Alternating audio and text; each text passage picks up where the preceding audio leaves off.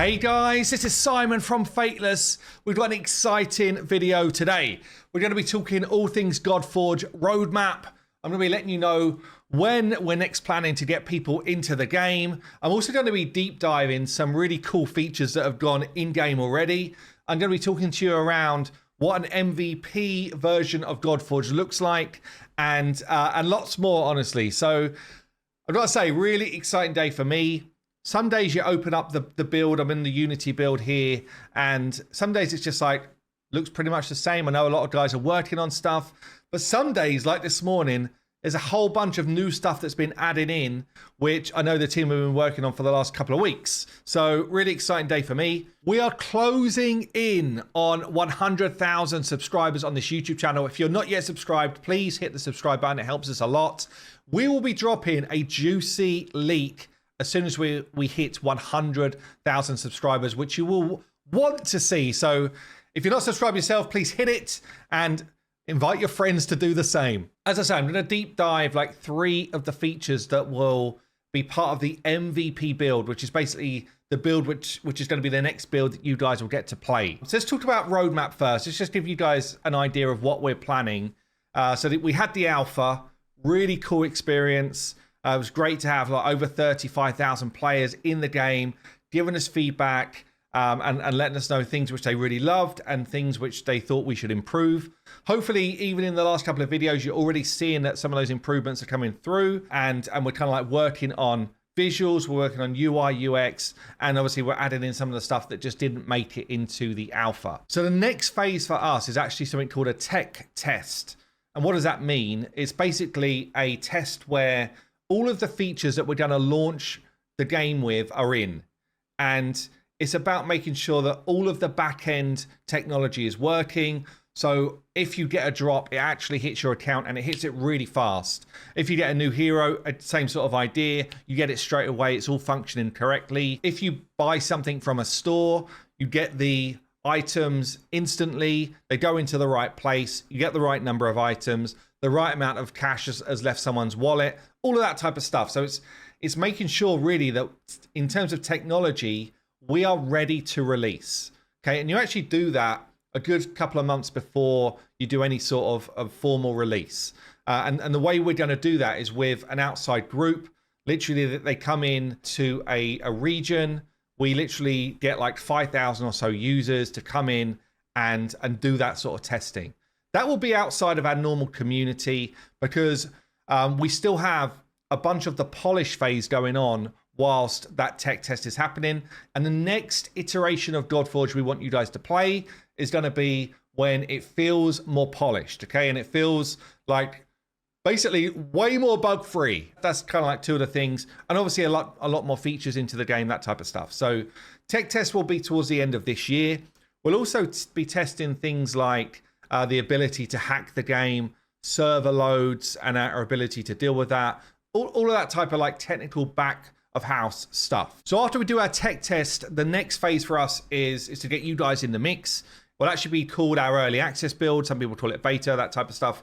Ultimately, it's going to be the opportunity for you to get back into Godforge and play the MVP of our game. So the earliest version of Godforge. There's still going to be a bunch of features, and I'm going to go through some of those in this video today. But ultimately, we're looking at that to come early next year. So likely to be February or around that sort of time, maybe a month later. Depends how quickly we're able to get our build into that polished state and into a really good place for you guys to play. So when it comes to the next proper release for you guys, it's basically now what we're calling our early access build. Some people refer to it as like a beta, but the beta will continue. So we're calling it early access by the point of once you come in and play, the accounts you create, the heroes you get, the stuff you get alongside it, all of that will remain over time. We're not going to wipe any of these type of interactions. So that's also what we're calling our MVP build. And it means like minimum viable product. And what that means for us is, how many features do we think we need to launch with to keep you guys engaged, to have a load of fun playing Godforge, and ultimately to open up the game to users? But it's not like our final vision for the game. We know exactly where we want Godforge to go. We know that we want to compete with the biggest games in the market in terms of this genre. We know we want to innovate with some really cool features and game modes. And right now, honestly, we have to choose which of the features we want to start with in this MVP build. And so a good example of that is for Arena.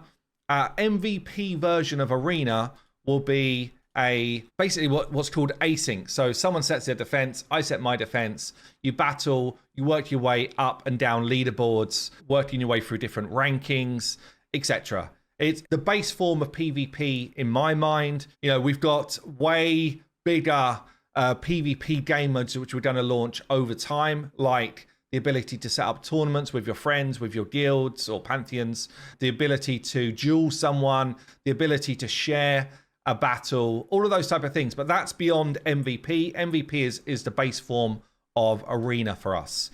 We will have the Tower of Strife, which will replace the Caverns icon here, and it'll be a brand new game mode that you've not seen before. We will have different dungeons, which I've spoken about in a separate video. So a number of different bosses and locations to be able to go and farm your goodies in the game.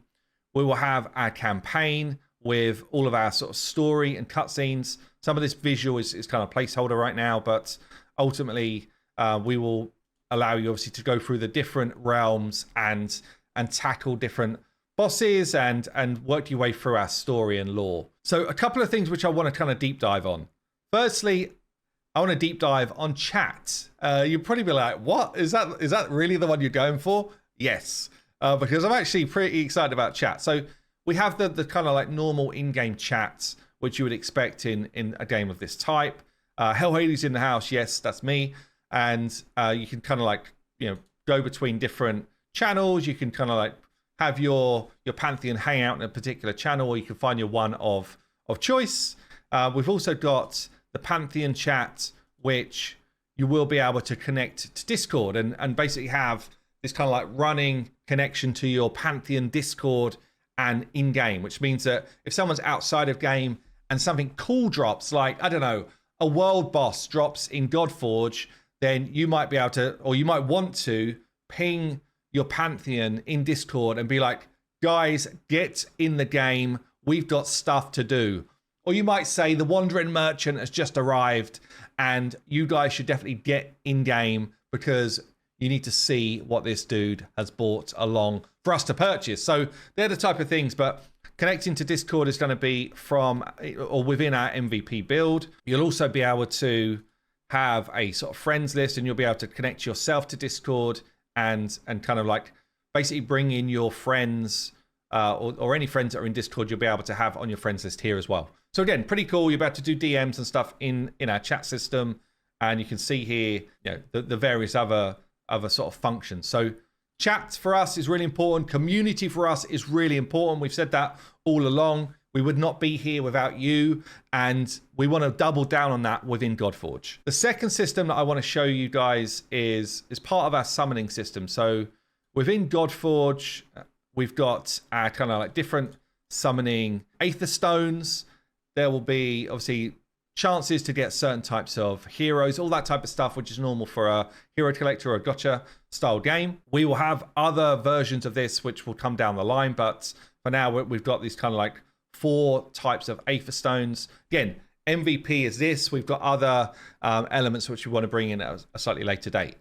The area which I wanted to show you was we actually are still landing on the final name of this, but it's probably going to be, I'm not going to say until we know, but basically we've got this system here where you'll earn points for summoning, and you'll be able to redeem those points for a duplicate of a legendary hero that you already own. Okay, so the idea here is, you know, in some games that I've played, being able to awaken a hero to that next stage of power is really challenging to do, certainly as a free-to-play player or a low spender. We want to be able to encourage people that over time, if you play Godforge for a decent amount of time, you will be able to achieve anything that a spender can achieve. That's basically been our kind of mantra, I guess, all the way through, and it's really important to us to stand by that. It does not mean, by the way, that we do not need and want to earn revenue as a company. We absolutely need that to be able to stay alive and to continue functioning.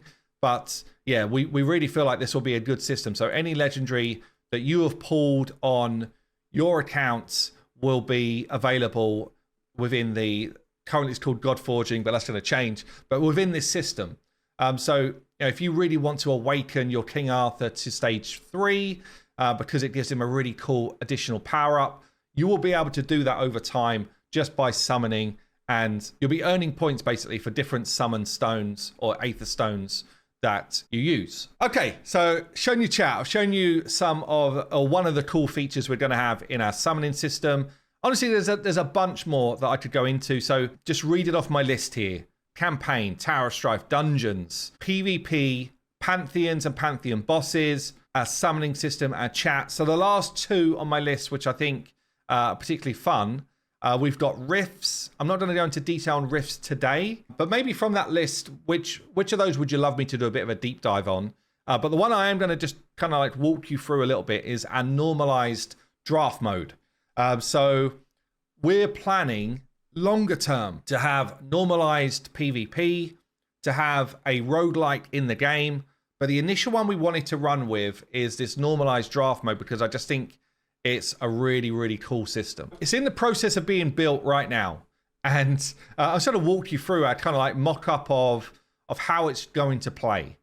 Okay, so basically you'll earn tickets in the game. Your entry, whatever we're going to call it, won't be called tickets obviously, but you'll earn your entry into the draft mode through playing Godforge. So you'll be able to gain tickets to the draft by basically doing things like daily quests or farming dungeons. So there'll be drops that you're able to pick up in the game. So you'll pay your ticket to get into the draft, and then you will be given 3 options. So it'll be a theme. You'll basically be able to see a final boss that you're going to face in that particular set of the draft mode. So each of these modes or encounters is going to be normalized, which means that every hero that you have to play with is pre-built, and every enemy has got like a predetermined challenge level, if you like. It will scale in difficulty as you go through the draft mode. So, and equally, your team is going to scale in capability. This is really about you making decisions to have heroes that complement each other, to have heroes that you know will be able to overcome the final boss, that type of thing. So first thing is pick a final boss. And you can see just a kind of note here, players are shown 3 tiles. Each one of them is the final boss in the turn. The boss will also determine for your drafting some of the different heroes that you'll be available to you to draft. And it will also determine the type of encounter you've got in terms of enemies leading up to the final boss. Okay, so once we get past the choose a boss, we then choose a class. And the class really is about picking someone that you know is going to be a guaranteed hero along your way. It's also going to be about giving you like a buff of some sort for your team. So an example here, and this probably isn't going to be final case, but if you played in the alpha, you will remember the Isolde imprint, okay? And the imprint basically gave you healing whenever a defender was taking damage. So an example of a selection you could make is, okay, for my run, whenever an allied defender is attacked, I'm going to heal all of my allies. Okay, so basically picking up one of our cool passives or imprints in the game, and that's going to be part of your class defining kind of structure. Just to walk through what this will do. So basically, there's going to be a pool of heroes or characters that you can draft from. There'll be different passives that you can select from in this part of the mode. And as I said, it might be something like the Isolde imprint. Then go into your draft mode. So initially, you will draft 10 heroes for your team. And they're going to come as like a lower level, bare bones type of unit, okay? We will have a slightly reduced kind of like feel to the heroes. So for example, they might actually just not wear gear at all. We're still working through whether we want them to. And they'll basically be, you'll see their stats. You'll see if they've got any things like a weapon. If we do gear, then you'll also see set bonuses. You'll see what level they are, if they're awakened, all that type of stuff. So you'll basically be drafting units. So it might be, in this particular draft, I could pick between Ceres, Jaguar Warrior, and Samurai. And you might think to yourself, well, I've already got someone who does crowd control or turn meter control. Therefore, I don't really need a CRS. So what do I need? I need someone that can punch out some damage. I'll pick the Samurai. Or I need someone who's going to really gel well with my passive, which I chose the stage before. Or therefore, I might pick the Jaguar Warrior. Okay, so this draft mode basically lets you pick your first 10 heroes. As you then go through the battles, you'll be faced with enemies. Every 5 stages, you'll face a mini boss, and you'll be choosing from your selection of heroes what you want to face the battle, and obviously it will show what you're up against for each of the different battles in your sort of pre-selection screen. Now, as you complete a stage, you'll be given another drafting option. So you'll either draft a new hero, and that new hero will basically come in at the same level as your other hero. So let's say you've got to stage 3, all of your heroes have leveled up. So we've got a kind of, where's that? We've got a kind of like just an initial view on what that might look like. So I beat stage 3. Okay, all of my heroes have become level 10, and everyone's got kind of like a passive, for example. So as you work through the draft mode, your heroes that you own already level up and progress. You'll also, as you beat each level, be given a fresh draft. Okay, and that will be either new heroes or a duplicate of a hero you already own. If you get a duplicate of a hero you already own, you're basically going to be pushing up their ability to compete at a higher level of the challenge. So, for example, you'll start with a base hero. If you find one duplicate, you might get their weapon plus imprint, or a weapon plus an imprint. And then the third stage would be you fully awaken that hero. So getting a third or a second dupe, I guess, a third copy of the same hero will actually take them to a much higher power level than if you just kept them as their base. So you've got a number of things that you're working on. You've got your group of heroes, you've got them leveling up as you complete challenges, and then you've also got them potentially being empowered by finding copies of that hero. So you work through the different challenges. You're basically fighting battles against the enemy theme based on the original selection that you made. You've got your 3-way battles, you've got the mini boss battles, and then you'll be earning rewards as you go. So we're working on the economy of this, but ultimately golds and imprints and things like that might be up for grabs. That's kind of like where we are in terms of our head right now, which will be super fun. And then finally, you'll have the final boss. Now, I'm going to be clear, we want this to be a challenging mode. We want for people to make decisions that really count along the way. So we don't expect this to just be I'm just going to clear the 15 battles and it's easy, okay? In fact, we don't want that at all. We want for good runs to be like, oh, I got to stage, I beat the second mini boss and earned some cool rewards. And then almost like the amazing run is I took on the final boss. And we're still working through the mechanics of this part, but it might be a case of you beat the final boss, you get another ticket to enter again, for example. So that's the type of vibe. But yeah, normalized draft mode. We think it's going to be super fun, very streamable as well. So we're thinking that whole sort of drafting experience and understanding what you need to face the different bosses that you're facing will be really fun. There's also elements that we can do. So with this type of draft mode, we could say, oh, you know, this week you're only going to have legendary heroes, or this week you're only going to have epics, or we're only going to have heroes from the order side, not the chaos side. A whole bunch of stuff we can do, honestly, to make this different and fresh as often as we want to, which is really fun. We're also thinking beyond MVP.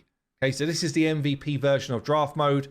We could have things like items that drop from the core game, like dungeons and stuff like that, that help you empower your draft mode. So for example, there might be a drop that you can use which makes all defenders do double damage, or a drop that you could use that makes the first draft that you get a legendary. It's a one and done use, and then it's discarded, but basically you'll have like the ability to power up your drafts in the future. So that's the type of stuff that we're thinking. Hopefully it sort of scratches that itch of a cool, fun, normalized mode with replayability and something a bit fresh for the genre. And yeah, damn, loads going on right now. Literally tons going on. And just to give you a sense, actually, every decision we make basically has like this number of man days allocated to it. So for example, you know, we were literally in a meeting yesterday and we're like, well, we definitely want the market in. Okay, for MVP, we want a marketplace. And they're like, right, fine. Well, that might take 3 days because you need a day to do the UI, which pops up. And then we're like, well, maybe we could reuse some of the stuff we got in the store. Anyway, ultimately, you've got a day for what it looks like, and then you've got like a couple of days for the back end. And then we're like, well, we're going to want a store for Arena as well. So like, okay, so can we link those two things and save man days? Or is it going to be like a 3-day task for this and then a 3-day task for this? How do we make those two things combined so that it's actually 3, maybe plus 1? Yeah, and that's literally the type of stuff we're doing right now. We've got a big team.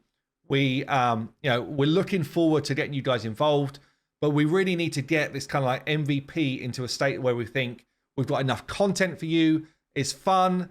We've got the kind of like main vision of the game in there, but then it's like building blocks from there to enhance Godforge over time. So anyway, that's going to be it for today. Hope you learned a bit about what's coming, and I will see you real soon.